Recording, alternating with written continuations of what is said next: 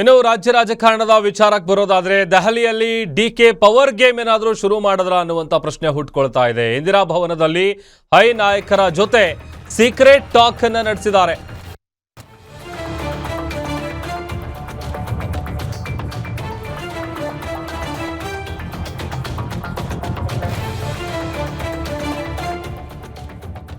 ಇಂದಿರಾ ಭವನದಲ್ಲಿ ಹೈಕಮಾಂಡ್ ನಾಯಕರ ಜೊತೆ ಸೀಕ್ರೆಟ್ ಟಾಕ್, ವೋಟ್ ಚೋರಿ ನೆಪದಲ್ಲಿ ಆಯ್ತಾ ಕುರ್ಚಿ ವಿಚಾರಕ್ಕೆ ಸಂಬಂಧಪಟ್ಟಂತ ಮಾತುಕತೆ.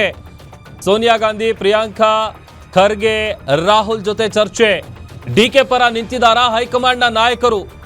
ಊಟ ಮಾಡೋ ನೆಪದಲ್ಲಿ ನಾಯಕರಿಂದ ಪಟ್ಟದ ಚರ್ಚೆ ಏನಾದರೂ ಆಯ್ತಾ ಅನ್ನುವಂತಹ ಕುತೂಹಲ ಮೂಡ್ತಾ ಇದೆ. ಕುರ್ಚಿ ಬಗ್ಗೆ ಡಿಕೆ ಶಿವಕುಮಾರ್ಗೆ ಭರವಸೆಯನ್ನ ನೀಡುತ್ತಾ ಹೈಕಮಾಂಡ್. ಜನವರಿ 6ನೇ ತಾರೀಕು ಅವತ್ತು ಡಿಕೆ ಶಿವಕುಮಾರ್ ಅವರು ಸಿಎಂ ಆಗ್ತಾರಾ, ಪಟ್ಟ ಏರೇ ಬಿಡ್ತಾರಾ? ಡೆಲ್ಲಿಯಲ್ಲಿ ಜೋರಾಗಿದೆ ಸಿಎಂ ಡಿಸಿಎಂ ಪವರ್ ಫೈಟ್. ಮುಂದಿನ ಸಿಎಂ ಡಿಕೆ ಅಂತ ಡಿಕೆ ಶಿವಣ್ಣ ಈಗ ಆಲ್ರೆಡಿ ಒಂದು ಕೂಗನ್ನ ಎಬ್ಬಿಸಿದೆ. ಇನ್ನೊಂದು ಕಡೆ ಸಿದ್ದರಾಮಯ್ಯ ಅವರೇ 5 ವರ್ಷ ಸಿಎಂ ಅಂತ ಘೋಷಣೆಗಳು ಕೂಡ ಕೇಳಿಬರ್ತಾ ಇದೆ. ರಾಜ್ಯ ಕಾಂಗ್ರೆಸ್ನಲ್ಲಿ ಆಗ್ತಾ ಇರುವಂತಹ ಈ ಕುರ್ಚಿ ಕದನ ದಿನದಿಂದ ದಿನಕ್ಕೆ ಒಂದಲ್ಲ ಒಂದು ಟ್ವಿಸ್ಟ್ಗಳನ್ನ ಪಡ್ಕೊಳ್ತಾ ಇದೆ. ಒಂದಷ್ಟು ಮಂದಿ ಸಿದ್ದರಾಮಯ್ಯ ಪರ ಬ್ಯಾಟ್ ಮಾಡ್ತಾ ಇದ್ದಾರೆ, ಇನ್ನೊಂದಷ್ಟು ಜನ ಡಿಕೆ ಶಿವಕುಮಾರ್ ಅವರು ಸಿಎಂ ಆಗಬೇಕು ಅನ್ನುವಂಥ ಒತ್ತಾಯವನ್ನ ಮಾಡ್ತಾ ಇದ್ದಾರೆ. ಹೋದಲ್ಲಿ ಬಂದಲ್ಲಿ ಈ ಥರದ ಹೇಳಿಕೆಗಳನ್ನ ಕೊಡ್ತಾ ಇದ್ದಾರೆ. ತಮ್ಮದೇ ಸ್ಟೈಲ್ಗಳಲ್ಲಿ ಹೊಸ ಹೊಸ ಪಂಚಿಂಗ್ ಡೈಲಾಗ್ಗಳನ್ನ ಹೇಳ್ತಾ ಇದ್ದಾರೆ. ಅದರಲ್ಲಿ ಯತೀಂದ್ರ ಸಿದ್ದರಾಮಯ್ಯ, ಬೇರೆ ಬೇರೆ ಸಿದ್ದರಾಮಯ್ಯ ಪರ ಇರುವಂತಹ ನಾಯಕರು ಯಾವುದೇ ಕಾರಣಕ್ಕೂ ನಾಯಕತ್ವ ಬದಲಾವಣೆ ಆಗೋದಿಲ್ಲ, ಬದಲಿಗೆ ಸಿದ್ದರಾಮಯ್ಯ ಅವರೇ 5 ವರ್ಷ ಪೂರ್ಣಗೊಳಿಸ್ತಾರೆ ಅಂತ ಅವರು ಹೇಳ್ತಾ ಇದ್ದಾರೆ. ಇತ್ತ ಡಿಕೆ ಶಿವಕುಮಾರ್ ಅವ್ರಿಗೊಂದು ಅವಕಾಶ ಸಿಗಬೇಕು, ಅದು ಮುಂದುವರೆದು ಇಕ್ಬಾಲ್ ಹುಸೇನ್ ಅವರು ಒಂದು ಡೇಟ್ ಕೂಡ ಹೇಳಿಬಿಟ್ಟಿದ್ದಾರೆ. 6, 9 ಇದೆರಡೂ ಕೂಡ ಅವರ ಸಂಖ್ಯಾಬಲ. ಅದರ ಆಧಾರದ ಮೇಲೆ ಅವ್ರ ಲಕ್ಕಿ ನಂಬರ್ ಏನಿದೆ, ಈ 2 ಡೇಟಲ್ಲಿ ಒಂದು ದಿವಸ ಅವರು ಗ್ಯಾರಂಟಿ ಸಿಎಂ ಆಗೇ ಆಗ್ತಾರೆ 99%. ಆ ಥರದೊಂದು ಹೇಳಿಕೆಯನ್ನು ಕೊಡೋದ್ರ ಮೂಲಕ ರಾಜ್ಯ ಕಾಂಗ್ರೆಸ್ನಲ್ಲಿ ಒಂದು ದೊಡ್ಡ ಸಂಚಲನ ಅಂತೂ ಸೃಷ್ಟಿಯಾಗಿದೆ. ಮತ್ತೊಂದು ಕಡೆ ಊಟ ಮಾಡೋ ನೆಪದಲ್ಲಿ ಸೋನಿಯಾ, ಪ್ರಿಯಾಂಕಾ, ರಾಹುಲ್ ಖರ್ಗೆ ಅವ್ರ ಜೊತೆಗೆ ಈ ಕುರ್ಚಿ ವಿಚಾರಕ್ಕೆ ಸಂಬಂಧಪಟ್ಟಂತೆ ಏನಾದರೂ ಮಾತು ಕೊಟ್ಟಿದ್ದಾರಾ, ಅಥವಾ ಡಿಕೆ ಶಿವಕುಮಾರ್ ಪರವಾಗಿ ಏನಾದರೂ ಹೈಕಮಾಂಡ್ ನಾಯಕರು ಸ್ಟ್ಯಾಂಡ್ ಆಗಿದ್ದಾರಾ? ಈ ಥರದ್ದೆಲ್ಲ ಒಂದಷ್ಟು ಕುತೂಹಲ ಸದ್ಯ ಕಾಡ್ತಾ ಇದೆ. ಊಟ ಮಾಡೋ ನೆಪದಲ್ಲಿ ನಾಯಕರಿಂದ ಪಟ್ಟದ ಚರ್ಚೆ ಏನಾದರೂ ಆಗಿರಬಹುದಾ ಅಂತ. ಮತ್ತಷ್ಟು ಡೀಟೇಲ್ಸ್ ಕೊಡ್ತಾರೆ ನಮ್ಮ ಸ್ಪೆಷಲ್ ಕರೆಸ್ಪಾಂಡೆಂಟ್ ವೀರೇಶ್ ದಾನಿ, ಲೈವ್ ಜಾಯ್ನ್ ಆಗ್ತಾ ಇದ್ದಾರೆ. ವೀರೇಶ್, ರಾಜ್ಯ ಕಾಂಗ್ರೆಸ್ನಲ್ಲಿ ಆಗ್ತಾ ಇರುವಂತಹ ಕುರ್ಚಿ ಕದನದ ಬೆಳವಣಿಗೆಗಳು ಪ್ರತಿದಿನ ಒಂದಲ್ಲ ಒಂದು ಟ್ವಿಸ್ಟ್ಗಳು ಸಿಗ್ತಾ ಇದೆ. ಕಾರಣ 2.5 ವರ್ಷ ಈಗ ಆಲ್ರೆಡಿ ಕಂಪ್ಲೀಟ್ ಆಗಿದೆ. ಉಳಿದ ಅವಧಿಗೂ ಸಿದ್ದರಾಮಯ್ಯ ಅಂತೇಳಿ ಒಂದಷ್ಟು ಜನ, ಇನ್ನೊಂದಷ್ಟು ಜನ ಡಿಕೆ ಶಿವಕುಮಾರ್ ಅವರಿಗೆ ಅವಕಾಶ ಕೊಡಬೇಕು ಅಂತ. ಸದ್ಯಕ್ಕೆ ಏನ್ ಬೆಳವಣಿಗೆ ಆಗ್ತಾ ಇದೆ ವೀರೇಶ್? ಪ್ರಭು, ರಾಹುಲ್ ಗಾಂಧಿ ಅವರು ರಾಜ್ಯದಿಂದ ಆರಂಭಿಸಿರುವಂತಹ ಮತಗಳ್ಳತನದ ವಿರುದ್ಧವಾಗಿ ಏನು ಬಹುದೊಡ್ಡದಂತಹ ಹೋರಾಟ ಆಗಿತ್ತು. ಅದಕ್ಕೆ ಸಂಬಂಧಿಸಿದಂತೆ ರಾಜ್ಯದಲ್ಲೂ ಸಹ ಕಾಂಗ್ರೆಸ್ ಕಾರ್ಯಕರ್ತರು ಎಲ್ಲರೂ ಸಹ 1 ಕೋಟಿಗೂ ಹೆಚ್ಚು ಸಹಿ ಸಂಗ್ರಹಣೆಯನ್ನ ಮಾಡಿದ್ರು. ಅದೇ ರೀತಿಯಾಗಿ ಇಡೀ ದೇಶದ ಎಲ್ಲ ರಾಜ್ಯಗಳಲ್ಲೂ ಸಹ ಸಹಿ ಸಂಗ್ರಹ ಆಗಿರುವಂತದ್ದು. ಆ ಕುರಿತಂತೆ ಇವತ್ತು ದೆಹಲಿಯಲ್ಲಿ ಬೃಹತ್ತಾದಂತಹ ಪ್ರತಿಭಟನಾ ಸಮಾವೇಶ ನಡೀತಾ ಇರುವಂತದ್ದು. ಆ ಪ್ರತಿಭಟನಾ ಸಮಾವೇಶದಲ್ಲಿ ರಾಜ್ಯದಿಂದ ಸಿಎಂ ಸಿದ್ದರಾಮಯ್ಯ ಸೇರಿದಂತೆ ಸಚಿವರು ಎಲ್ಲರೂ ಸಹ ಸಮಾವೇಶದಲ್ಲಿ ಭಾಗಿಯಾಗ್ತಾ ಇದ್ದಾರೆ. ಅದೇ ರೀತಿಯಾಗಿ ಸಿಎಂ ಡಿಕೆ ಶಿವಕುಮಾರ್ ಅವರು ಸಹ ನಿನ್ನೆನೆ ಅವರು ಪ್ರತಿಭಟನೆಯಲ್ಲಿ ಭಾಗಿಯಾಗಲಿಕ್ಕೆ ತೆರಳಿದ್ರು.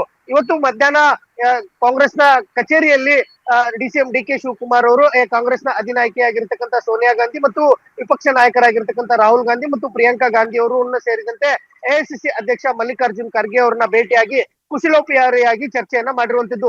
ರಾಜ್ಯದಲ್ಲಿ ನಡೆದಿರ್ತಕ್ಕಂಥ ಬೆಳವಣಿಗೆಗಳಾಗಿರ್ಬಹುದು ಮತ್ತು ರಾಜ್ಯ ಸರ್ಕಾರ ನಡೆದುಕೊಂಡು ಹೋಗ್ತಾ ಇರುವಂತಹ ರೀತಿಯ ಕುರಿತಂತೆನೂ ಸಹ ಸಿಎಂ ಡಿಕೆ ಶಿವಕುಮಾರ್ ಅವರು ಹೈಕಮಾಂಡ್ ನಾಯಕರುಗಳಿಗೆ ಸ್ವಲ್ಪ ರೀತಿಯಂತ ಮಾಹಿತಿಯನ್ನ ಒಂದ್ ಕಡೆ ಕೊಟ್ಟಿರುವಂತದ್ದು.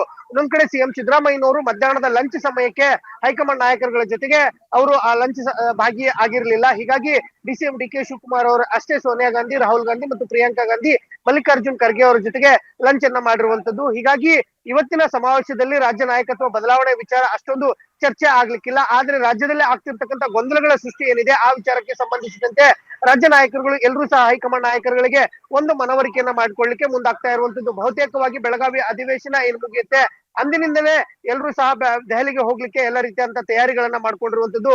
ಡಿಸೆಂಬರ್ 19 ಇಲ್ಲ 20ಕ್ಕೆ ಸಿಎಂ ಸಿದ್ದರಾಮಯ್ಯ ಮತ್ತು ಸಿಎಂ ಡಿಕೆ ಶಿವಕುಮಾರ್ ಅವರನ್ನ ಹೈಕಮಾಂಡ್ ನಾಯಕರುಗಳು ಕರೆಸಿ ಚರ್ಚೆ ಮಾಡುವಂತ ಸಾಧ್ಯತೆಗಳು ಇರುವಂತದ್ದು. ಪ್ರಭು, ವೀರೇಶ್, ಈಗ ಜನವರಿ 6 ಅಥವಾ 9 ಡಿಕೆ ಶಿವಕುಮಾರ್ ಅವರು ಪಟ್ಟಕ್ಕೇರ್ತಾರೆ, ಸಿಎಂ ಆಗ್ತಾರೆ ಅನ್ನುವಂಥ ಚರ್ಚೆ ಆಗ್ತಾ ಇದೆ ರಾಜಕೀಯ ಪಡಸಾಲೆಯಲ್ಲಿ. ಈ 19ನೇ ತಾರೀಕು 20ನೇ ತಾರೀಕು ನಡೆಯುವಂಥ ಈ ಮೀಟಿಂಗ್ ಏನಿದೆ, ಅದರಲ್ಲಿ ಇಷ್ಟು ದಿನಗಳಿಂದ ನಡೀತಾ ಇರುವಂತಹ ಈ ನಾಯಕತ್ವ ಗೊಂದಲಕ್ಕೆ ಏನಾದರೂ ಫುಲ್ ಸ್ಟಾಪ್ ಬೀಳಬಹುದಾ, ನಿರೀಕ್ಷೆ ಮಾಡ್ಬೋದಾ? ಖಂಡಿತವಾಗಿಯೂ ಪ್ರಭು, ಯಾಕಂತಂದ್ರೆ ಈಗಾಗಲೇ ರಾಜ್ಯದಲ್ಲಿ ನಾಯಕತ್ವ ಬದಲಾವಣೆ ವಿಚಾರಕ್ಕೆ ಸಂಬಂಧಿಸಿದಂತೆ ಸಾಕಷ್ಟು ಗೊಂದಲಗಳು ಸೃಷ್ಟಿಯಾಗಿರುವಂತದ್ದು. ಸಿಎಂ ಸಿದ್ದರಾಮಯ್ಯ ಬಣದಲ್ಲಿ ಇರುವಂತವರಾಗಿರ್ಬೋದು, ವಿಶೇಷವಾಗಿ ಯತೀಂದ್ರ ಸಿದ್ದರಾಮಯ್ಯನವರು ಸೇರಿದಂತೆ ಸಿಎಂ ಸಿದ್ದರಾಮಯ್ಯನವರ ಬಣದಲ್ಲಿರ್ತಕ್ಕಂಥ ಸಚಿವರುಗಳು ದಿನಕ್ಕೊಂದೊಂದು ರೀತಿಯಂತ ಹೇಳಿಕೆಗಳನ್ನ ಅವ್ರು ಕೊಡ್ತಾ ಇದ್ದಾರೆ. ಇನ್ನೊಂದ್ ಕಡೆ ಡಿಸಿಎಂ ಡಿ ಕೆ ಶಿವಕುಮಾರ್ ಅವರ ಬಣದಲ್ಲಿರ್ತಕ್ಕಂಥ ಶಾಸಕರುಗಳು ಎಲ್ಲರೂ ಸಹ ಡಿಸಿಎಂ ಡಿ ಕೆ ಶಿವಕುಮಾರ್ ಅವ್ರಿಗೂ ಸಹ ಒಂದು ಅವಕಾಶ ಸಿಗ್ಬೇಕು ಅನ್ನೋ ಒಂದು ಮನವಿಯನ್ನು ಸಹ ಮಾಡ್ತಾ ಇದ್ದಾರೆ. ಹೀಗಾಗಿ ಈ ವಿಚಾರ ಈಗಾಗಲೇ ಎಐಸಿಸಿ ಮಟ್ಟದಲ್ಲಿ ಮಲ್ಲಿಕಾರ್ಜುನ್ ಖರ್ಗೆ ಅವರು ಸೋನಿಯಾ ಗಾಂಧಿ ಅವರ ಬಳಿ ಒಂದು ಸುತ್ತಿನ ಮಾತುಕತೆಯನ್ನು ಸಹ ಮಾಡಿರುವಂತದ್ದು. ಆದ್ರೆ ಹೈಕಮಾಂಡ್ ನಾಯಕರುಗಳು ಬೆಳಗಾವಿ ಅಧಿವೇಶನ ಇರೋ ಹಿನ್ನೆಲೆಯಲ್ಲಿ ಸದ್ಯಕ್ಕೆ ನೀವೆಲ್ಲರೂ ಸಹ ಒಗ್ಗಟ್ಟಾಗಿ ಅಧಿವೇಶನವನ್ನ ಮುಗಿಸಿ, ಅಧಿವೇಶನ ಮುಗಿದ ಬಳಿಕ ನಾವು ಹೈಕಮಾಂಡ್ ನಾಯಕರುಗಳು ಎಲ್ಲರೂ ಸಹ ನಿಮ್ಮನ್ನ ದೆಹಲಿಗೆ ಕರೆಸಿ ಚರ್ಚೆಯನ್ನ ಮಾಡ್ತೀವಿ, ನಾಯಕತ್ವ ಬದಲಾವಣೆ ವಿಚಾರಕ್ಕೆ ಸಂಬಂಧಿಸಿದಂತೆ ಒಂದು ನಿರ್ಧಾರವನ್ನ ತೆಗೆದುಕೊಳ್ತೀವಿ ಅನ್ನೋ ಒಂದು ಸೂಚನೆಯನ್ನ ಸಿಎಂ ಸಿದ್ದರಾಮಯ್ಯ ಮತ್ತು ಡಿಸಿಎಂ ಡಿ ಕೆ ಶಿವಕುಮಾರ್ ಇಬ್ಬರಿಗೂ ಸಹ ಕೊಟ್ಟಿರುವಂತದ್ದು.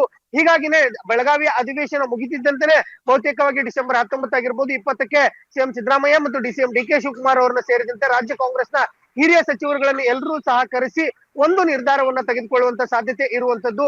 ಈಗಾಗಲೇ ಡಿಸಿಎಂ ಡಿ ಕೆ ಶಿವಕುಮಾರ್ ಅವರ ಬಣದಲ್ಲಿರ್ತಕ್ಕಂಥ ಇಕ್ಬಾಲ್ ಹುಸೇನ್ ಅವರು ಜನವರಿ 6 ಇಲ್ಲ 9ಕ್ಕೆ ನಮಗೆ ಸಿಹಿ ಸುದ್ದಿ ಸಿಗುತ್ತೆ ಅನ್ನೋ ಒಂದು ಮಾತುಗಳನ್ನ ಹೇಳ್ತಾ ಇದ್ದಾರೆ. ಹೀಗಾಗಿ ಡಿಸಿಎಂ ಡಿ ಕೆ ಶಿವಕುಮಾರ್ ಅವರಿಗೆ ಬಹುತೇಕವಾಗಿ ಈ ಡಿಸೆಂಬರ್ ಅಂತಕ್ಕೆ ಒಂದು ಏನು ಸಿಹಿ ಸುದ್ದಿ ಸಿಗುವಂತ ಸಾಧ್ಯತೆಗಳು ಸಹ ದಟ್ಟವಾಗಿರುವಂತದ್ದು. ಪ್ರಭು, ವೀರೇಶ್, ಈಗ ಒಂದ್ ಕಡೆ ಡಿ ಕೆ ಶಿವಕುಮಾರ್ ಅವರು ಸಿಎಂ ಆಗ್ತಾರಾ ಆಗಲ್ವಾ, ಅಥವಾ ಸಿದ್ದರಾಮಯ್ಯ ಮುಂದುವರಿಯಲ್ವಾ, ಈ ಎಲ್ಲ ಪ್ರಶ್ನೆಗಳ ನಡುವೆ ಇಬ್ಬರು ನಾಯಕರನ್ನು ಯಾವುದೇ ಕಾರಣಕ್ಕೂ ಬೇಸರ ಆಗದೇ ಇರುವಂತ ನಿಟ್ಟಿನಲ್ಲಿ ಕ್ರಮ ತೆಗೆದುಕೊಳ್ಬೇಕು, ಅದು ಹೈಕಮಾಂಡ್ ಜವಾಬ್ದಾರಿ.